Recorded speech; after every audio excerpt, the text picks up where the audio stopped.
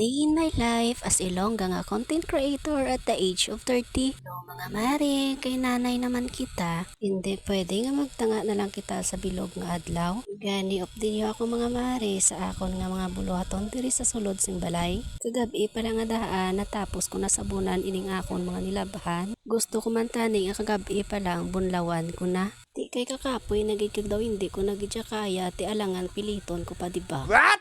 Ginawa ko na ni gani kadasig-dasig gayang akon nga bata perti na ang hinibi. Di man niya nga daan si Bella kundiin nga nagdako dito man saya kag nagpertegid ang batasan. Ang gusto niya na lang yablaya permi, ara lang kuya sa ingod niya. Ginahimo ko na permi siya, ginapalantaw ko na siya ko komilon. Pero lugar na gani nga magtindog ko kang magalin sa iya ingod dayon niya tere.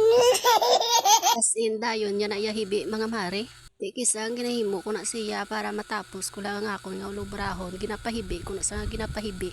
Tiis ko lang na nga magibi siya para lang matapos sa akon ubra. Galing kay kakonsensya ko blahaw. Pero ginaisip ko na lang akong hindi ko siya pagtiison nga pahibion. Magabaho lagi diyang amon nga mga hulugasan. Kisado hindi na ko gani kapaligo. Pao nawilin ako galiyas ang istorya sa inyo mga mare. Pao ambot na lang ah.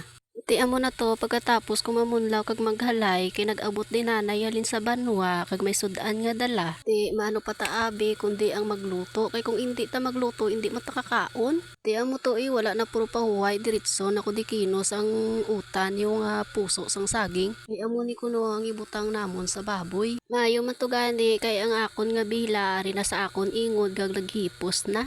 So baliging kiyad-kiyad ko lang ni sagali mga mari tapos kuha ko lang ang iya nga bulak. Kay syempre hindi ta man na pagkanon ang iya nga bulak mga mari. Ang ginapakita ko sa inyo amula na iya ang aton yang ibutang sa baboy. Kag ang bulak dapat ihaboy, charis. Tiyan mo na to pagkatapos ko hugasan ang puso sang saging nagpreparar naman ko sa mga panakot. Ug syempre nagpainit sang mantika. Kag sang nag-init na ang mantika gimbutang ko ng ahos kag bumbay. Kag akon lang inigim mekos hasta nga mabatok ang bumbay kag ahos. Ay hala sala. Hasta nga mag-brown gali iya mga langga pagkatapos imbutang ko na ang karne sang baboy. Kag ang isa ka sekreto para madali magkumok ang karne kinanglan butangan ta sang asin gani ginbutangan ko siya mga mari nga ginlugay ko naman ini nga ginlugay hasta nga maglingin ang ulo niya ay hala sala.